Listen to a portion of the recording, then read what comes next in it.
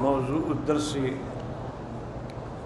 فی حرمت الزنا ومآلہ فی الدنیا والآخرہ، سورۃ النور، تفسیر ابن کثیر۔ الحمدللہ رب العالمین والصلاة والسلام علی اشرف الانبیاء وسید المرسلین سیدنا محمد وعلی آلہ واصحابہ اجمعین۔ اللہم صل علی سیدنا محمد وعلی آل سیدنا محمد کما صلیت علی ابراہیم وعلی آل ابراہیم فی العالمین انک حمید مجید۔ اعوذ باللہ من الشیطان الرجیم، بسم اللہ الرحمن الرحیم۔ الزانی لا ينکح الا زانیۃ او مشرکہ والزانیۃ لا ينکحها الا زان او مشرک وحرم ذلک علی المؤمنین۔ قال المؤلف والمحدث ابی عیسیٰ محمد بن عیسیٰ بن ثورۃ الترمذی رحمہ اللہ، حافظ ابن کثیر رحمہ اللہ تعالی فی کتابہ، وقال ابن ماجہ حدثنا الشام بن عمار قال حدثنا سلام بن سوار قال حدثنا کثیر بن سلیم عن الضحاک بن مزاحم سمعت انس بن مالک رضی اللہ تعالی عنہ یقول سمعت رسول اللہ صلی اللہ علیہ وسلم یقول من اراد ان یلقی اللہ وهو طاہر متطہر فلیتزوج الحرائر۔ حضرت انس بن مالک فرماتی ہیں کہ میں نے سنا حضور پاک نے فرمایا، جو شخص چاہتا ہے کہ میں اللہ کی دربار میں پاک صاف ہو کے پیش ہوں، اس کو چاہیے کہ کسی شریف اور خاندانی عورتوں سے شادی کرے۔ فی اسنادہ ضعف، اس کی سند کے اندر ضعف ہے۔ وقال الامام ابو نصر اسماعیل بن حماد الجوہری فی کتابہ الصیاح فی اللغہ الدیوس القنزع، کتاب الصیاح کے اندر ہے کہ دیوس کا معنی کیا ہے؟ جس کو غیرت نہ ہو۔ وهو الذي لا غیرت له۔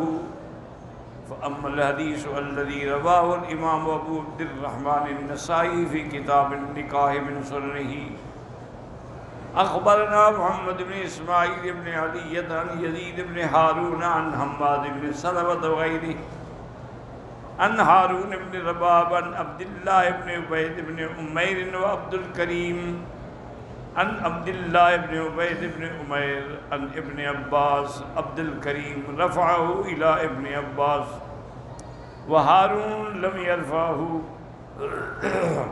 قال جاء رجل الى رسول اللہ صلی اللہ علیہ وسلم فقال ان عندي امرأة من احب الناس الي وهي لا تمنع يد لامس، قال طلقها، قال لا صبر لي عنها، قال استمتع بها، ثم قال النسائی هذا الحدیث غیر ثابت۔ اب ایک روایت میں آتا ہے کہ ایک آدمی حضور کی خدمت میں آیا، انہوں نے کہا حضور میرے جو بیوی ہے نا وہ مجھے بڑی محبوب ہے، لیکن مشکل یہ ہے کہ وہ کسی کو روکتی نہیں، یعنی کوئی نعوذ باللہ اس سے زنا کرنا چاہے تو کرا لیتی ہے۔ آپ نے انہوں نے طلاق دے دو ایسی عورت کو، کیا فائدہ رکھنے کا؟ انہوں نے کہا حضور میں اس کے بغیر صبر بھی نہیں کر سکتا۔ تو آپ نے فرمایا ٹھیک ہے پھر اس سے نفع اٹھاؤ، لیکن یہ حدیث ضعیف ہے، کبھی حضور ایسا حکم نہیں دے سکتے۔ قلت هو ابن ابی المخارق البصری المؤدب تابعی ضعیف الحدیث، وقد خالفه هارون بن رباب تابعی ثقة من رجال مسلم، فحدیثه والمرسل اولا کما قال النسائی لیکن قد رواہ النسائی فی کتاب الطلاق عن اسحاق بن راہوی عن النضر بن شمیل عن معاذ بن سلمة عن ہارون بن رباب عن عبد الله بن عمير بن عمير بن عباس مسندا فذكره بهذا الاسناد فرجاله على شرط مسلم الا ان النسائي بعد روايته له قال هذا خطأ والصواب غير مرسل ورواه غير النظر على الصواب. اصل میں بعض علماء نے یہ بھی کہا ہے کہ اس کا معنی یہ نہیں تھا کہ لا تمنعوا ید اللہ میں سنیہ وہ زنا سے منع نہیں کرتا. معنی یہ ہے کہ وہ ہاتھ کی اتنی کھلی ہے جو کہ مانگے وہ دے دیتی ہے, سخاوت کرتے گھر لٹا دیتی ہے. اس کا معنی یہ تھا یہ زنا نہیں, ورنہ حضور یہ نہ فرماتے کہ اسے نفع اٹھاؤ. وقد رواه النسائي ايضا وابو داود عن سلمة بن هريس اخبرنا الفضل بن موسى قال اخبرنا الحسن بن واقد ان مالك بن ابي حفصة عن عكرمة عن ابن عباس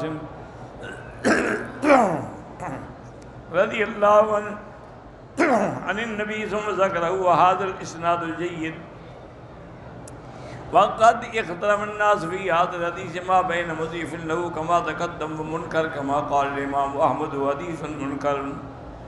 وقال ابن قتيبة انما اراد انها سخية, سخی عورت ہے, لا تمنع سائلا مانگنے والے کو کبھی خالی نہیں بھیجتی.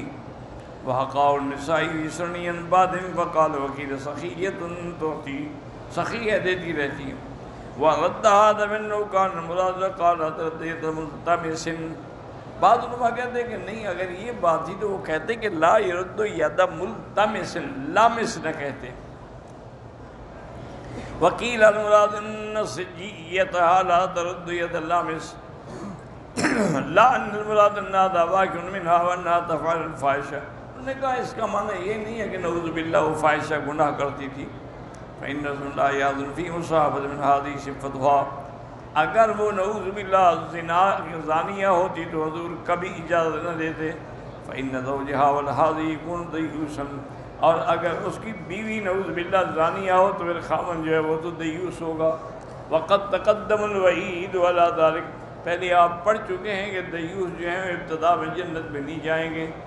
ولكن لما كان سيدها قد ليس فيها ممانعة ولا مخالفة من أرادها لو خلا بها أحد أمر رسول الله بفراقها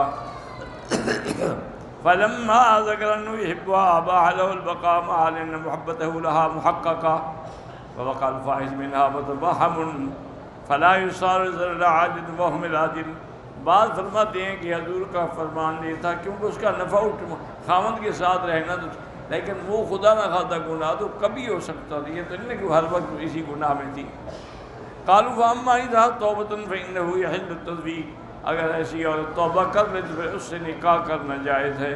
كما قال الامام ابو محمد بن حاتم رحمہ اللہ حدثنا ابو سعید الاشج قال حدثنا ابو خالد عن ابن ابی ذئب قال سمعت شعبۃ مولى ابن عباس رضی اللہ تعالیٰ قاسم بن عباس وسأله رجل فقال انی كنت انم بامرأة آتی منها ما حرم اللہ عز وجل علی فرزق اللہ عز وجل من ذلك توبۃ فأردت ان توجہا. ایک آدمی نے حضرت ابن عباس سے پوچھا کہ حضرت میں ایک عورت کے ساتھ گناہ میں لگا رہا, لیکن پھر اللہ نے مجھے توبہ کی توفیق عطا فرما دی, اس نے بھی توبہ کر لی, اب میں چاہتا ہوں کہ اس سے شادی کر لوں. فقالوا نسین الزانی لا ينكح الا زانیۃ او مشرکہ, لیکن لوگ تو پھر یہی کہیں گے کہ زانی مرد زانیہ سے شادی کرتا ہے اور زانیہ عورت زانی سے. فقال ابن عباس نے هذا في هذا انكحها فما كان من اسم فعليه, اس سے مراد یہ نہیں ہے تم جب توبہ کر چکی ہو, وہ بھی کر چکی ہے, شادی کر لو, اگر اس کے بعد بھی کوئی گناہ ہوا تو مجھ پہ ہوگا.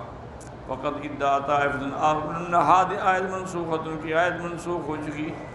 قال ابن ابي حاتم حدثنا ابو سعيد الاشج قال ابو خالد يحيى بن سعيد عن سعيد قال ذكر عنده الزاني لا ينكح زانية ومشركة والزانية لا ينكح الا زانية ومشركة. قال كان يقال نسختها التي بعد ان انكحوا الايام منكم, کہتے ہیں وہ آیت اس کے لیے ناسخ ہے. قال يقال أيام من المسلمين وهكذا رواه أبو القاسم السلام في كتاب الناسخ والمنسوخ سيب ونص على ذلك الإمام أبو عبد الله محمد إدريس الشافعي رحمه الله تعالى والله أعلم.